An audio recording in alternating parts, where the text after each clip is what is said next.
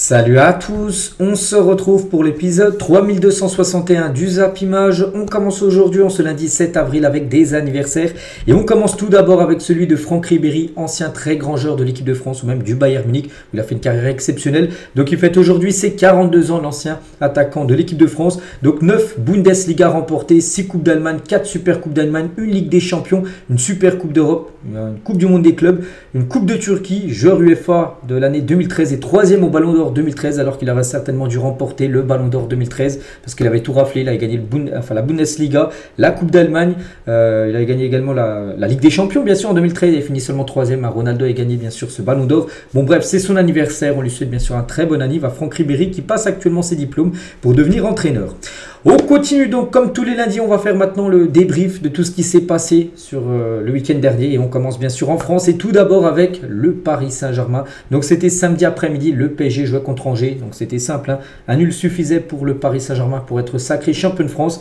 Et ben il y a eu mieux qu'un nul, il y a eu une victoire 1-0, Désiré Doué a marqué l'unique but et surtout peut-être, enfin c'est pas peut-être, c'est le but tout simplement du titre, hein, pour le Paris Saint-Germain. Donc tout d'abord ça a été un PSG à sens unique, hein, lors de cette rencontre contre Angers, un plus de 81% de possession de balle, 20 tirs, 6 tirs cadrés, un but marqué. Voilà, parfait Angers, hein, ça a été très compliqué, 0 tir cadré dans le match pour eux. Et du coup le PSG avec cette victoire, ben voilà, on peut dire que maintenant c'est enfin officiel, le PSG est champion de France pour la 4e fois consécutive. Donc c'est le 13e sacre de l'histoire du club en Ligue 1. Voilà, bon, sans douter, hein, de toute façon que le PSG allait gagner la Ligue 1. Et voilà, ça a été officialisé donc avant-hier, le 5 avril, hein, très tôt, hein, parce que des fois le PSG attend pratiquement mai, hein, pour être champion, là, début avril, ça va être le PSG. Et sacré champion de France, hein, 13e fois, c'est bien évidemment le club qui a le plus de titres de Ligue 1. PSG en première position et après il y a l'AS Saint-Etienne qui a 10 Ligue 1 remportées. Donc voilà, le PSG bien sûr domine tout, hein. Et le Paris Saint-Germain du coup recevra son trophée de champion de la Ligue 1 le 18 mai prochain. Donc là il n'y a pas eu le trophée, le trophée sera remis lors de la dernière journée, la 34e. Ça sera une rencontre à domicile contre l'AS Auxerre. Ce sera la dernière journée de Ligue 1 pour le PSG, recevront ce nouveau trophée. Oubliez peu, c'est plus le trophée hexagonal, c'est ce trophée là maintenant, le nouveau trophée pour le vainqueur de la Ligue 1. La une du journal Équipe, c'était hier dimanche, au lendemain bien sûr de la victoire du PSG, surtout du titre, hein. Donc un champion très au-dessus, donc 13 par rapport bien sûr au nombre de Ligue 1 remporté par le Paris Saint-Germain. Et sur les 13 dernières années, comme le PSG a pris le championnat 11 fois, il y a seulement en 2017 l'AS Monaco a remporté le championnat et seulement en 2021 où c'est Lille, hein, qui a remporté le championnat. Sinon depuis 2013 à chaque fois le PSG a gagné bien sûr cette Ligue 1. Et depuis l'arrivée de QSI en 2012, hein, voici le nombre de trophées nationaux remportés par club. Et là c'est la domination totale pour le PSG, 35 titres en France, hein, je vous parle. Donc on compte les Ligue 1, on compte les Coupes de France, on compte les trophées des champions, la Coupe de la Ligue à l'époque, hein, qui existait, qui n'existe plus maintenant. Et sinon après, pour aller voir les autres clubs, hein, qui suivent, il y a Lille et Lyon qui sont et Marseille qui sont à 2 trophées, le PSG 35. Voilà, le PSG les gars depuis 2012, depuis on va dire le rachat du club, écrase tout bien sûr en France. Et sur les 12 dernières années, le PSG n'a laissé filer que 8 trophées nationaux sur 44 possibles. On peut voir voilà, chaque année ce qu'ils ont laissé filer, hein, le Paris Saint-Germain. Bon, des fois ils ont tout raflé, hein, comme en 2020 où il y a eu la Ligue 1, la Coupe de France, le Trophée des Champions et la Coupe de la Ligue. N'oubliez pas qu'à partir de 2021, la Coupe de la Ligue, hein, tout à droite, voilà, n'existe plus. N'oubliez pas que cette Coupe de la Ligue pourrait peut-être revenir avec les équipes, je crois, qui seraient non européennes, qui pourraient jouer cette compétition. Enfin, ça avait été en pourparlers il y a quelques mois. On va parler d'un record, c'est Marquinhos, hein, il remporte la Ligue 1. Bon, ouais, mais la 10e fois quand même qu'il remporte la Ligue 1. Personne n'en compte autant dans son palmarès, hein. Donc il est ex aequo avec Marco Verratti. Les deux étaient à 9 Ligue 1 remportées. Verratti n'est plus au PSG, donc il reste à 9. Mais lui en a remporté une nouvelle ce week-end, donc 10 Ligue 1 remportées. Donc on peut rajouter également 9 titres du Trophée des Champions, 7 Coupes de France et 6 Coupes de la Ligue, hein. Le palmarès exceptionnel, hein. C'est bien évidemment le joueur le plus titré de l'histoire du Paris Saint-Germain avec 32 trophées pour Marquinhos. Et regardez les Ligue 1, ceux qui ont le plus remporté les Ligue 1 en tant que joueur tout seul, hein. Donc Marquinhos 10, donc Verratti 9, après il y a Kimpembe, Thiago Silva, après il y a plein de joueurs, hein, qui sont à 7, Mbappé avec Monaco et le PSG, Larquet, Révéli avec l'AS Saint-Etienne à l'époque, Govou, Juninho, 7 titres de Ligue 1. Voilà, c'est Marquinhos, hein, qui vient de quand même dépasser tout le monde là, avec 10 titres de Ligue 1. Et Marquinhos, hein, c'est l'ADN de tout donner sur le terrain, de mouiller le maillot à chaque match. Voilà ce qu'il a pu dire après cette victoire et surtout ce nouveau titre de champion de France. On peut parler aussi du jeune Warren Zaïre-Emery, parce qu'à seulement 19 ans, Zaïre-Emery a déjà déjà remporté 6 trophées avec le PSG, déjà 3 Ligue 1 remportés. Et s'il fait une longue carrière au PSG, on pense qu'il pourrait certainement peut-être dépasser Marquinhos, parce que le PSG remporte souvent les Ligue 1, bien sûr. Donc on peut rajouter également une Coupe de France et 2 trophées des champions. Seulement 19 ans déjà, 6 trophées, bien sûr, pour le jeune Warren Zaïre-Emery. Le nouveau joueur Kvaratskhelia qui est arrivé il y a 3 mois, c'était en janvier dernier. Premier trophée pour lui avec le Paris Saint-Germain. Et c'est sûrement pas le dernier. Sûrement, voilà, parce qu'il y a peut-être des autres trophées là à prendre cette saison. Bien sûr, la Coupe de France où le PSG est en finale contre Reims. Et bien sûr, il y a la Ligue des Champions que le PSG rêve. Et la Coupe du Monde des clubs qui sera bien sûr un trophée, peut-être bonus. Et c'est vrai que cette saison, le Paris Saint-Germain en Ligue 1, ça a été tout simplement trop fort. 23 victoires, 5 matchs nuls, 0 défaite. N'oubliez pas que dans les 5 matchs nuls, il y a eu 2 matchs nuls contre l'équipe de Reims. Match aller, match retour. Et Reims sera l'adversaire du PSG en finale de Coupe de France. Donc voilà, ça sera un match bien sûr ultra serré. Et concernant cette statistique-là, ce qui nous choque, c'est 0 lose et on arrive sur la fin de championnat. Et un PSG historique, voici les plus grands nombres de matchs consécutifs sans défaite en Ligue 1 depuis le début d'une saison. Donc le recordman, c'est toujours le FC Nantes qui avait enchaîné les 32 premiers matchs d'une saison de Ligue 1 sans perdre. En tout, à l'époque, vu qu'il y avait 20 équipes, il y avait 38 matchs. Donc ils avaient perdu lors de la 33e journée et du coup, ils n'avaient pas fait une saison invaincue. Donc là, le PSG fait mieux que son ancien record. Donc le PSG, en 2015-2016, a enchaîné les 27 premiers matchs de Ligue 1 sans perdre. Ils avaient perdu au bout de la 28e journée. Donc là, la 28e journée n'a pas été perdue. Donc n'oubliez pas qu'en plus, là, on n'est plus à 38 journées, on est à 34 journées. Donc là, il reste plus que 6 matchs pour le Paris Saint-Germain. Et si le PSG ne perd pas, donc voilà, en plus, c'est totalement possible quand on voit les adversaires du PSG, le calendrier. Donc il y aura un PSG Le Havre, ça sera à l'extérieur. Il y aura un Nantes PSG. Non, un PSG Le Havre sera à domicile. Donc Nantes PSG, ça sera à l'extérieur. Il y aura un PSG Nice, Strasbourg PSG qui sera, je pense, peut-être le match le plus compliqué pour éviter de perdre, bien sûr. Montpellier PSG, PSG Auxerre. Donc oui, vont-ils finir la saison invaincus? Donc de toute façon, peu importe l'adversaire du PSG en Ligue 1, on se dit qu'à chaque fois le PSG est supérieur, mais là, avec ce calendrier-là, le PSG peut faire une saison historique et devenir le premier club français à faire une saison invaincue. On verra bien sûr ce que ça donnera dans quelques semaines. On va parler de l'homme, du titre, toute l'équipe du PSG, mais c'est lui qui a marqué le but bien sûr du titre avant-hier. Et Désiré Doué encore buteur avec le PSG, 4 buts sur ses 3 derniers matchs. Donc ses stats cette saison, c'est 42 matchs, toutes compétitions confondues, 11 buts et 13 passes D bien sûr pour la pépite parisienne. A noter que Désiré Doué fait partie des joueurs qui peuvent prétendre à remporter le prix du joueur du mois de mars, le mois dernier. Il y a lui, il y a Ousmane Dembélé, 2 Parisiens. Et Mika Biret qui fait également partie de ces trois-là. Donc Mika Biret, il aurait plutôt dû faire partie du mois de février où il avait marqué quand même 3 triplés. Donc là, il a marqué moins de buts, mais là, cette fois-ci, il fait partie des 3. C'est un peu incompréhensible. Bon, bref, qui sera le meilleur? Certainement Désiré Doué qui a de fortes chances, je pense, de remporter ce prix. Et toujours avec cette équipe du PSG, donc on s'étend un peu sur le PSG, quand même champion de France, donc bien sûr, on en parle un peu plus. Donc le PSG maintenant avec la Ligue 1 remportée, maintenant les yeux fixés sur, bien sûr, la Ligue des Champions, avec un match, bien sûr, super important après-demain. L'équipe d'Aston Villa, qu'on parlera un peu tout à l'heure. Et maintenant que le championnat est assuré, Luis Enrique se tourne vers les autres objectifs de la saison. Il reste désormais la Coupe de France et la demi-finale de la Ligue des Champions à aller chercher, bien sûr, en essayant de battre les 2 prochains matchs à l'équipe d'Aston Villa. Et Enrique défend toujours son idée que son équipe est meilleur sans Kylian Mbappé. Je pense que j'étais courageux de dire que notre équipe serait meilleure en attaque et en défense sans Mbappé. En début de saison, il avait dit ça. Il avait dit avec le départ d'Mbappé, il avait dit, je me souviens, en août dernier, que Paris sera meilleur sans Kylian Mbappé, qui mettait, on se souvient, beaucoup de buts. Et c'est que pour l'instant, si on regarde, oui, Mbappé ne manque pas du tout actuellement au Paris Saint-Germain, parce que le PSG actuellement marque beaucoup de buts sans Kylian Mbappé. Et Alexandre Dujeu, donc l'entraîneur d'Angers, qui a perdu 1-0 contre Paris samedi, donc il est fan de ce PSG. Il a dit, je trouve que Paris est un très beau champion. Tout le monde attaque, tout le monde défend. Je me régale quand je vois ça. C'est un doux rêve de pouvoir jouer comme ça un jour. Je trouve ça fantastique, parce que lui, bien sûr, Angers, c'est pas le même niveau que le PSG, donc même si c'était l'entraîneur de l'équipe adverse du PSG, donc il a savouré comment joue le Paris Saint-Germain. Bien sûr, c'est un régal pour n'importe quel entraîneur. Donc voilà ce qu'elle va dire sur cette équipe du PSG. On leur souhaite bonne chance maintenant pour la suite de cette saison, parce que la saison n'est pas du tout finie, bien sûr, pour le PSG. Il y a plein de trucs à aller chercher. On continue avec la Ligue 1. Tiens, on va parler du dauphin du Paris Saint-Germain. C'est l'Olympique de Marseille qui jouait hier soir contre Toulouse.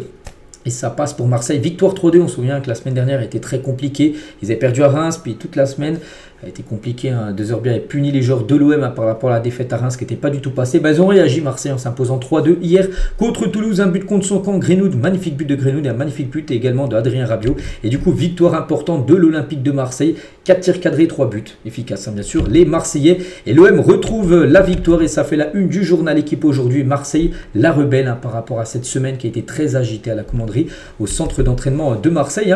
Et de Zerbi, il a dit à la fin du match hier, donc c'était une semaine pesante pour nous. Ça nous fait du bien de voir le stade applaudir à la fin de la rencontre. Donc voilà, Marseille actuellement deuxième objectif, hein. Essayer de conserver cette deuxième place, que la première n'est plus accessible, donc surtout se qualifier la saison prochaine. En Champions League, à noter que l'homme du match c'est Adrien Rabiot qui a réalisé vraiment une grosse performance, un buteur en plus Rabiot, une note de 8 sur 10, hein. Voilà, donc gros match, hein. À noter Kondogbia aussi, tiens, si on peut voir sa note, une note de 3, hein. Kondogbia qui est passé un peu qui est passé à côté de son match. Et pour revenir sur Rabiot, encore buteur, hein, c'est 25 matchs cette saison du côté de Marseille, hein. 7 buts et 3 passes D, pas mal, hein, quand même pour un milieu de terrain, hein, 10 fois décisif en 25 matchs, hein, des magnifiques stats pour Adrien Rabiot. Et Rabiot sur l'état d'esprit de l'OM hier lors du match contre Toulouse. L'état d'esprit est à souligner ce soir par rapport au week-end dernier contre Reims où Marseille a fait un non-match, hein. Personne n'a quitté le navire. J'ai lu beaucoup de choses dans la presse. On a fait une très bonne semaine à l'entraînement, tout ça, et ça s'est ressenti hier lors de cette rencontre. On peut parler aussi de Mason Greenwood, un magnifique but de Greenwood, une frappe puissante. Je sais pas, il était peut-être à 25 mètres, hein. Donc ses stats cette saison, c'est 30 matchs, 17 buts et 3 passes D, donc 17 buts, donc 16 inscrits en Ligue 1, les deuxièmes meilleurs buteurs de la Ligue 1 derrière Ousmane Dembélé. Donc l'autre but a été inscrit en Coupe de France, hein, pour Mason Greenwood. Et Marseille, ça, il marque pas mal de buts. Ils ont encore marqué 3 hier. Et Marseille a marqué 57 buts en 28 matchs de Ligue 1 cette saison. Le club de l'OM n'a fait mieux qu'une seule fois depuis 50 ans. C'était en 1989-1990, donc il y a 35 ans. Ils avaient marqué 59 buts, 2 buts de plus que là sur cette saison. Donc voilà, Marseille, bien sûr, régale, hein, offensivement cette saison. Et Marseille qui a fait déjà mieux que la saison dernière. Et c'est fou. L'OM, c'est déjà plus de points. Donc là, ils sont déjà à 52 points. Marseille au classement. Saison dernière, ils avaient pris 50 points. Sur 34 matchs, alors que là il reste encore 6 matchs à jouer, donc potentiellement il reste encore pas mal de points à prendre. Ouais, ils ont déjà gagné plus de points que la saison dernière, c'est pour ça que la saison dernière n'a pas été bonne, et là peut être vraiment bonne, hein, pour l'équipe marseillaise. On continue, donc on a parlé du premier, le PSG, deuxième Marseille, troisième c'est Monaco. Et ben Monaco a été battu à Brest, hein, ce week-end, défaite des Monégasques 2-1, ça c'est pas du tout une bonne nouvelle, hein, surtout que ça a gagné un peu aussi derrière l'AS Monaco. Donc voici les stats de la partie, donc belle victoire des Brestois, coup de tonnerre on peut dire à Brest, hein. Pour l'AS Monaco, les quatrièmes du championnat, c'est la surprenante équipe de Strasbourg, hein, qui produit du très beau football. Ils jouent à Reims, hein, c'était quasiment un derby, hein, c'est pas très loin, Reims et Strasbourg. Et victoire 1-0 de Strasbourg à Reims. C'est Doucouré l'unique buteur du match, hein, donc parfait bien sûr pour Strasbourg. Voici les stats de la partie, ça a été un match serré et même pas mal de tirs, 7 tirs cadrés quand même pour Reims, hein, 0 but marqué. Et du coup c'est Strasbourg qui a été plus efficace et ça fait la une du journal. L'équipe aujourd'hui, un parfum d'Europe, parce qu'actuellement ils sont 4e. N'oubliez pas que le 4e, c'est une place de barragiste en Ligue des Champions. À Strasbourg en LDC, ce serait fou. Donc, et surtout que Strasbourg, les gars, c'est 4e de Ligue 1. Et c'est 8 matchs de suite sans défaite pour les Alsaciens. Ils avaient juste fait un nul contre Brest, sinon c'est que des victoires. Donc voilà, quand tu enchaînes tout ça, pas de défaite sur les 8 derniers matchs et tu gagnes 7 matchs sur les 8 derniers matchs, tu prends beaucoup de points. C'est pour ça que tu peux prétendre, bien sûr, à jouer une Coupe d'Europe, hein. Et Diouf, tiens, le gardien de Reims, hein. Mais pas que Reims avait battu l'OM la semaine dernière, mais là ils ont été battus chez eux contre Strasbourg.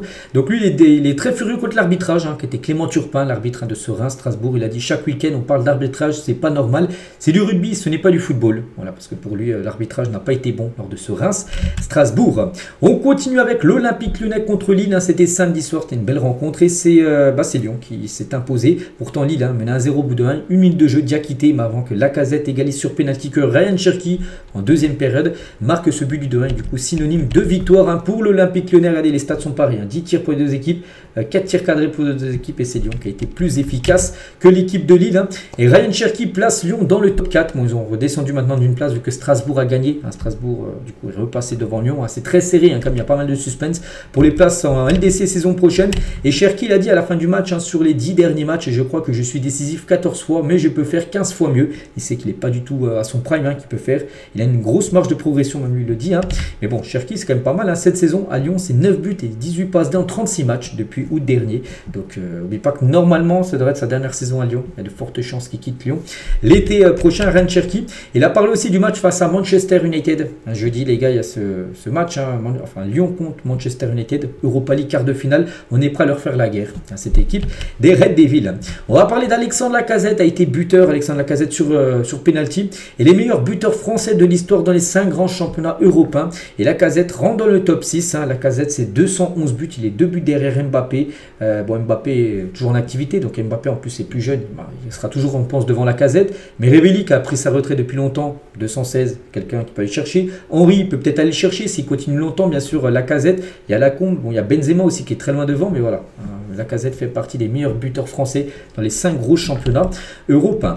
Et Paulo Fonseca, donc le coach de Lyon, déjà dans l'histoire de Lyon, donc avec 8 victoires lors de ses 11 premiers matchs officiels, pas mal quand même à son arrivée.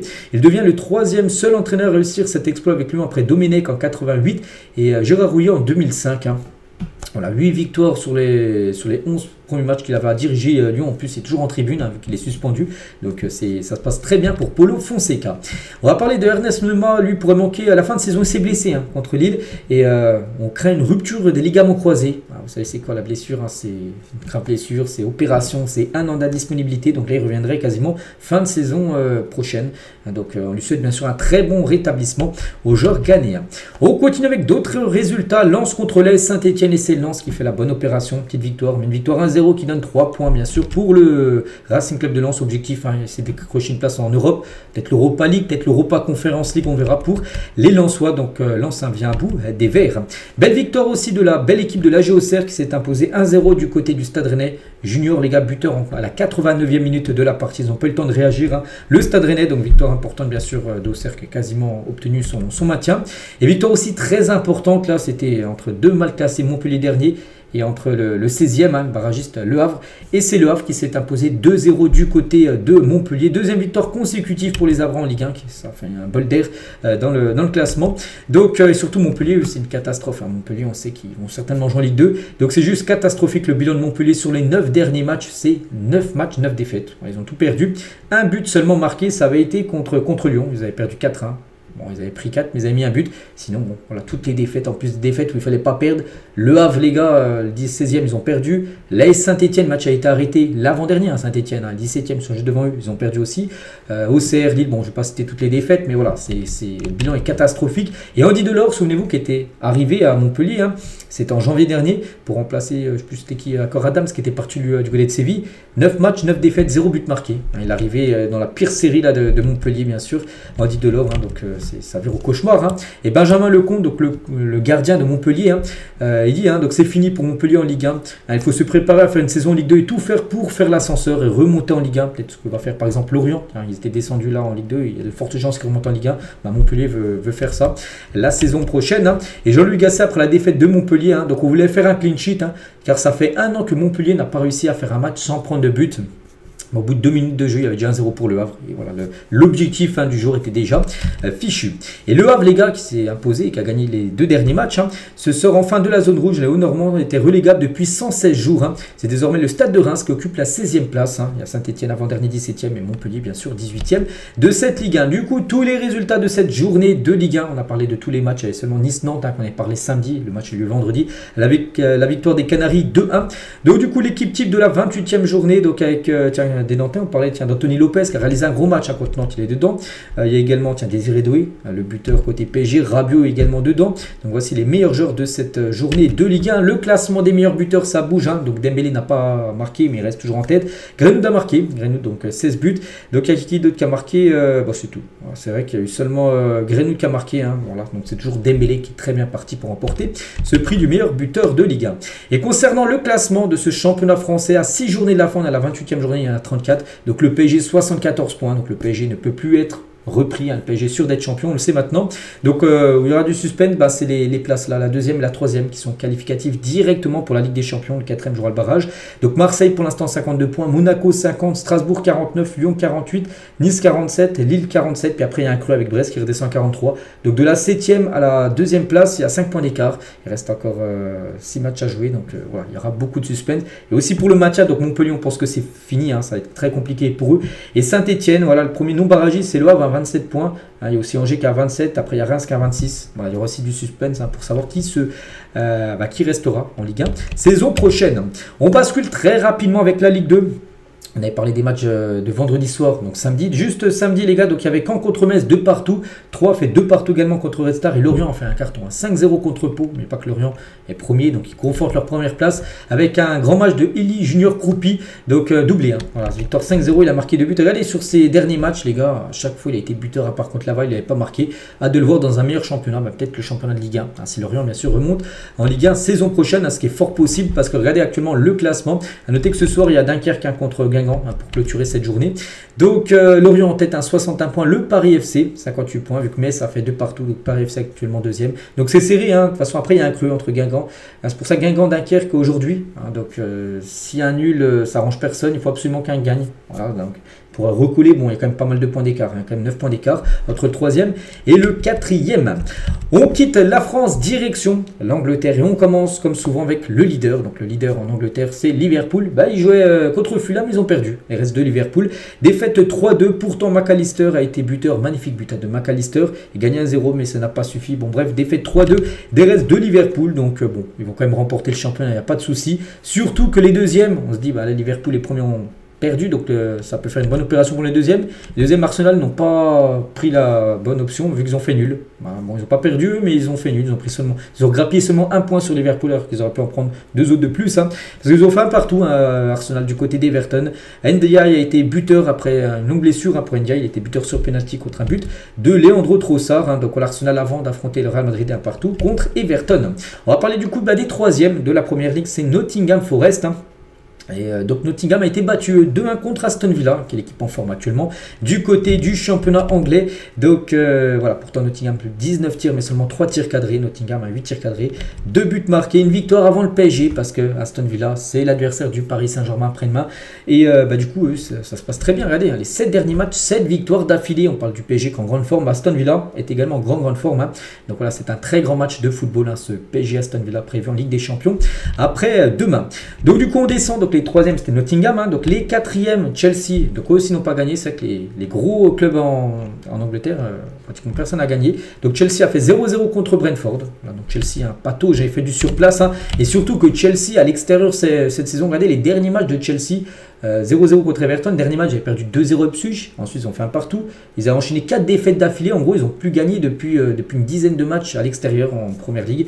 Alors, si tu veux prétendre à, je sais pas, jouer les premiers rôles, il faut gagner à domicile, ce qu'ils font souvent, mais à l'extérieur il faut aussi prendre des points, ils prennent très peu de points, donc là ils ont pris seulement 1, 2, 3 points sur peut-être 20, une vingtaine de points possibles, c'est pas assez bien sûr, surtout pour un club comme Chelsea. Et officiel, tiens, fin de saison pour Wesley Fofana, donc le défenseur français blessé, donc le jeune défenseur français a subi une opération aux ischio-jambiers, donc une opération derrière la cuisse et ne rejouera plus de la saison. On lui souhaite bien sûr un très bon rétablissement. On continue les gars, donc aussi avec Manchester City, les 5e de la première ligue, eux aussi n'ont pas gagné. Ils jouent contre Manchester United, c'était le derby 0-0, rien à dire sur cette rencontre où il ne s'est pas passé énormément de choses. Voilà, donc regardez le XG, personne n'a dépassé les 0,92 pour Manchester United, 0,49 pour Manchester City. Donc voilà, c'est un match où il n'y a pas grand chose à dire. Et Guardiola, sa pire saison, avec 48% de victoires cette saison, toute compétition confondue. Donc le technicien espagnol réalise son plus faible ratio de succès à la tête d'un club depuis le début de sa carrière. C'est-à-dire seulement 48%. Dire un match sur 2 et gagner, l'autre n'est pas gagné. Et c'est pas une habitude pour Pep Guardiola. Souvent, bien sûr, les matchs sont gagnés là-bas à City. Donc voilà, c'est une saison très compliquée, on le sait. Et Guardiola aussi est revenu sur le départ de Kevin De Bruyne, parce que c'est officiel. Fin de saison, il partira. De Bruyne. Il a dit personnellement, sur ma période ici, il sera toujours présent dans ma mémoire. On ne peut pas l'oublier, tout ce qu'il a pu faire. Mais le club a dû prendre une décision. C'est surtout le club. C'est pas Kevin De Bruyne aurait voulu rester une saison de plus. C'est City, les gars, qui lui a dit non, voilà, en gros, c'est plus possible. La décision a été prise par le club, moi, le directeur sportif et le club. En gros, c'est comme ça. Voilà, c'est tout le monde qui s'est mis d'accord, en gros, que en gros City ne voulait pas prolonger, en gros Kevin De Bruyne, mais lui voulait rester, donc on verra où il filera. On continue, tiens, on va parler de Tottenham qui joue contre Southampton. Tottenham s'est imposé 3-1, donc belle victoire bien sûr de Tottenham avec un but de Matistel sur penalty à la 95e minute du match. Parfait, un premier but pour lui en première ligue, voilà, pour le joueur prêté, n'oubliez pas, par le Bayern Munich. Et Southampton a battu 3-1, donc c'est fini. Southampton, voilà, c'est officiel. Première équipe des 5 gros championnats officiellement reléguée en 2e division. Voilà, donc on sait que le PSG est officiellement champion, mais dans notre championnat relégué, ils joueront en 2e division. Ils ont seulement 10 points. 10 points, les gars. Ils ont fait une saison catastrophique, l'équipe de Southampton. Tous les résultats, bien sûr, de cette journée de PL avec le match encore ce soir, Leicester-Newcastle, pour clôturer cette journée. Et en tête, donc c'est vrai que les gros n'ont pas gagné. Liverpool a perdu, Arsenal a fait nul, Nottingham a perdu, Chelsea, ils ont fait nul, City a fait nul, et c'est Aston Villa qui s'est imposé contre le 3e. C'est vrai que voilà, pas beaucoup de gros qui ont gagné. Voilà, puis Southampton, j'ai dit 10 points, c'est fini, il ne reste plus que 7 journées pour eux, même s'ils gagnent tout, il faut être là, il faut être 17e, 32 points, il y a 22 points à prendre, c'est plus possible tout simplement. Pour Southampton et Sec, on a l'impression que les 3 derniers là, vont descendre. Là, il n'y a pas de suspense pour le maintien. Donc 10, 17, 20. Après, on passe à 32. Il y a 12 points d'écart entre le premier non relégable et le premier relégable, on va dire. Voilà, on va dire il y a quasiment plus de suspense du côté de la première ligue. On bascule cette fois-ci avec la Liga et on commence comme d'habitude avec le leader. Le leader, c'est le Barça. Le Barça jouait samedi soir contre le Betis Séville. J'ai regardé le match et le Barça a concédé le 1 partout. Voilà, donc il menait 1-0. Gavi a été buteur avant que Nathan égalise une dizaine de minutes après. Et après, il n'y a pas eu d'autres buts. Pourtant, le Barça a beaucoup tenté. 13 tirs, 5 tirs cadrés, mais n'ont pas réussi à marquer. Donc du coup, score final 1 partout. On va parler de Rafinha qui était très énervé, là même un peu, on peut dire disjoncté à la fin du match. Un journaliste en conférence de presse pose une question à Hansi Flick. Il a dit Rafinha était furieux contre les arbitres après le match. Que s'est-il passé? Et Hansi Flick il dit rien avec l'arbitre, il me criait dessus. Il dit en gros que sur cette image là, Rafinha criait sur Hansi Flick, pas du tout. Rafinha, les gars, il était en train de crier sur l'arbitre et c'est Hansi Flick qui lui a dit de se calmer pour éviter qu'il prenne un jaune, voire carton rouge. Ça l'aurait pénalisé pour la fin de saison. Donc voilà, parce que Rafinha, les gars, il s'en est plein à l'arbitre par rapport au mauvais arbitrage qu'il y a eu lors de cette rencontre. Donc voilà. On va parler de Gavi aussi, qui a été buteur Gavi, mais il a refusé de célébrer, parce que Gavi, n'oubliez pas qu'à l'époque, il jouait du côté du Betis. Il était formé au Betis Séville, il a marqué contre le Betis. Donc par respect à son ancien club, il n'a pas célébré son but. On va parler aussi de Jules Koundé, il a joué son 100e match d'affilée avec le Barça et l'équipe de France. Et je ne sais pas si vous vous rendez compte, c'est exceptionnel. Depuis novembre 2023, tous les matchs qu'il avait à jouer, il les a joués. Bon, il n'a pas commencé à chaque fois titulaire, mais même quand il était remplaçant, il est rentré dans le match en gros. Et du coup, 100 matchs d'affilée pour Jules Koundé. Aucune blessure pour lui, il est constant. Il joue autant parce qu'il est bon. Donc exceptionnel bien sûr pour le défenseur droit français. On continue, on a parlé du Barça. Match nul, on va parler du Real qui avait l'occasion. Le Barça s'est incliné. Enfin, le Barça plutôt a fait nul. Pour le Real, le Real après jouait avant, donc ça n'avait pas encore le résultat du Barça, mais ils auraient pu faire une bonne opération s'ils auraient gagné à domicile contre Valence, mais ils ont perdu. Ça, c'est terrible pour le Real Madrid. Donc Vini a été buteur côté Real Madrid, il a loupé un penalty également, et Diakabi Duro à la 95e minute de jeu. A noter que Hugo Duro, buteur avec Valence, a été formé au Real Madrid. Donc il a fait mal à son club formateur. Bon bref, voilà, le Real a beaucoup tenté, 21 tirs, 9 tirs cadrés, 1 but marqué. Et Valence, les gars, c'est 2 tirs cadrés, c'est 2 buts dans le match, ultra efficace, une équipe de Valence du coup, qui s'impose. Donc l'occasion ratée, parce que là on sait qu'il y avait 3 points d'écart avant le match, enfin avant cette journée, et du coup le Real aurait pu revenir à un point du Barça. Donc le Barça a fait nul, s'ils auraient gagné, du coup maintenant c'est plutôt le Barça qui a fait une bonne opération malgré le nul qu'ils ont fait contre le Betis. Donc surtout que Valence, les gars, 17e de Liga, n'avait pas gagné un seul match de Liga à l'extérieur cette saison. Regardez, cette saison les gars, c'est des défaites. Bon, à part la victoire là. Et par exemple, tiens, le Barça en avait passé 7. Le Barça a gagné 7-1 contre Valence. Voilà la différence. Alors que le Real Madrid ont perdu 2-1 contre Valence. Et Valence n'avait plus gagné aussi au Bernabéu depuis 2008. Et le Real Madrid s'est incliné. Donc c'est terrible, bien sûr, pour le Real Madrid. Parce qu'il y a l'objectif du championnat. Puis là, ça semble très compliqué. Bon, il reste encore pas mal de matchs. Mais il fallait absolument gagner. Ils ne l'ont pas fait. On va parler de Vini qui a été buteur. Donc cette saison, c'est 43 matchs, toutes compétitions confondues. 20 buts et 13 passes D. Une très belle saison, bien sûr, pour Vini Junior. Et Vini avec son but ce week-end contre Valence. Donc il égale un certain Ronaldo R9. R9, il a marqué 104 buts avec le Real Madrid en tant que lui tout même, et en tant que joueur brésilien. Et en gros, il devient le meilleur buteur, co-meilleur buteur brésilien du Real Madrid. Vini avec bien sûr Ronaldo R9.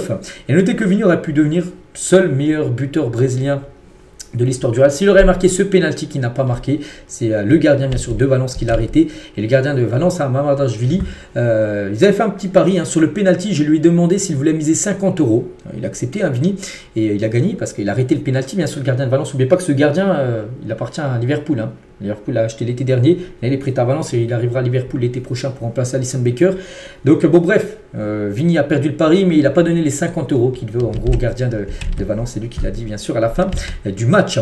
Et à noter les gars que Vini reste sur 2 pénaltys loupés. Donc lui qui était numéro 1 tireur de pénalty, ça pourrait changer. Mbappé sera le prochain tireur de pénalty du Real Madrid. S'il y a un pénalty face à Arsenal en Ligue des Champions cette semaine, c'est le Français qui tirera. S'il rate, Kylian Mbappé, ce pénalty, ça sera Jude Bellingham qui sera alors le prochain tireur. Vini reste sur 2 ratés, c'est pour ça qu'il faut changer de tireur de pénalty du côté du Real Madrid. Et tiens, toujours avec le Real, une petite info qui date il y a 3 ans jour pour jour, c'était un 7 avril, et le festival Benzema qui inscrivait un nouveau triplé face à Chelsea en quart de finale de Ligue des Champions. Victoire 3 bien sûr du Real à Chelsea, avec un triplé bien sûr de KB9. Et toujours tiens avec Madrid, le Real, on était Thibaut Courtois qui n'a pas gaulé là depuis la trêve internationale. Il était de retour à l'entraînement avec le Real, ça c'est une bonne nouvelle avant le match contre Arsenal. Il est bien dans le groupe, Thibaut Courtois, voici le groupe. À noter que l'une n'est pas là, Mito, Carval, Mendy, Tchouameni, Ceballos sont pas là, mais à noter le retour bien sûr de Courtois pour le début déplacement à Londres, hein, à Arsenal. On revient sur la Liga, on va parler, donc on a parlé du Barça, match nul, le Real, ils ont perdu, donc l'Atlético, eux ont fait la bonne opération, s'imposant 2-1 du côté de Séville, hein. Ils perdent 1-0 et Alvarez à la 25e et Barrios à la 93e minute de jeu redonne un petit espoir à l'Atlético pour remporter le championnat, bien sûr, après les deux gros qui n'ont pas gagné, eux ont gagné, hein. Donc voici sinon tous les autres résultats du côté de ce championnat espagnol. Il reste Leganés, Osasuna et au classement, on regarde surtout les trois premiers. Donc le Barça 67 points, on va dire le Barça est peut-être l'équipe qui a réalisé la meilleure opération avec peut-être l'Atlético, c'est le Real, hein, surtout qui a fait la très mauvaise opération en s'inclinant. Donc 4 points d'écart maintenant entre le Barça et le Real et l'Atlético revient à 3 points du Real Madrid. Voilà, il reste 8 journées, il reste encore pas mal de points à prendre. N'oubliez pas que là le 11 mai prochain il y aura le Barça contre le Real Madrid en Liga qui sera un match bien sûr capital, hein, pour le titre de la Liga si vous voulez voir à peu près plus loin. Donc après 4ème c'est Bilbao, hein. Tiens, Valence les gars, c'est fait un peu d'air, hein. Ils étaient 17ème avant le match, hein, contre le Real, mais vu qu'ils ont gagné, ils ont grappillé pas mal de places, hein. Ils étaient à 31 points, donc ouais, ils sont montés à la 13e place, hein, cette équipe du FC Valence. On quitte l'Espagne, direction l'Italie. On commence avec le leader actuellement, l'Inter Milan, qui joue contre Parme, et l'Inter accroché de partout.